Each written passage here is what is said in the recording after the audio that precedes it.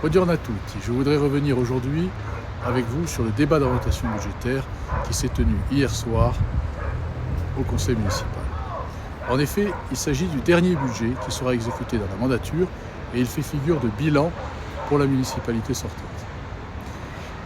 L'intérêt de cet exercice, c'est qu'il resitue l'évolution des éléments financiers depuis 10 ans, 2014 ou 2015, c'est-à-dire depuis son arrivée aux responsabilités, et qu'il trace une perspective financière jusqu'à fin 2028.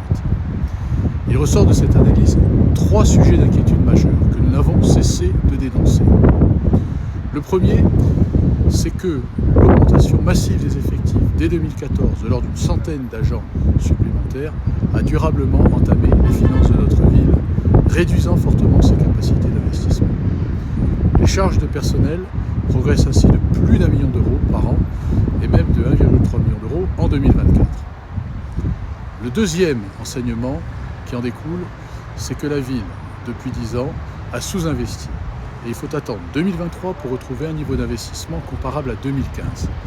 Ce qui se traduit par le retard de la plupart des projets, beaucoup n'ayant même pas été entamés et ne seront pas livrés avant 2026, alors qu'ils avaient été mis en avant en 2020. Les Bastilles ont été délibérément trompés et leur quotidien s'en est trouvé dégradé.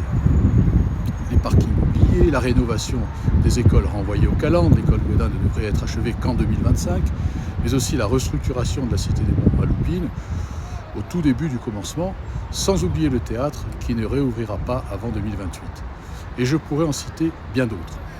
Et de surcroît, les retards pris se sont accompagnés bien souvent d'avenants très coûteux. À ces opérations sous maîtrise d'ouvrage de la ville ou de ses partenaires, FIS HLM, il faut ajouter les retards imputables à la collectivité de Corse. Je pense notamment aux grands projets de la gare, mais aussi aux partenaires privés qui ont fait défaut s'agissant de l'îlot de la Poste, en attente depuis 2016, ou plus récemment qui tardent à initier leurs travaux s'agissant de la démolition de l'ancien collège de Montésor et de l'opération de promotion qui devait s'y substituer. Et enfin, je ne m'étendrai pas dessus, l'avenir du port, toujours en attente d'une décision. Troisième enseignement, les capacités d'épargne réduites de la ville l'ont conduit à emprunter pour financer les travaux.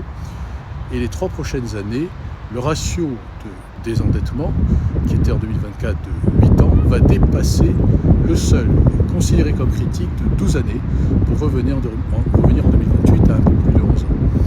Notre ville est donc, et sera plus encore demain, lourdement endettée. La dette sera passée de 30 à 50 millions d'euros.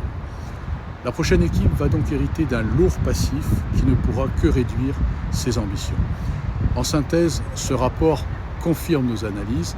Notre ville n'est plus en mesure de faire face à ses besoins. Elle est victime d'un déficit d'ambition et de vision de ses dirigeants, d'une gestion défaillante. Et elle est minorée dans notre organisation territoriale. Il est donc de notre devoir de proposer une alternative en 2026.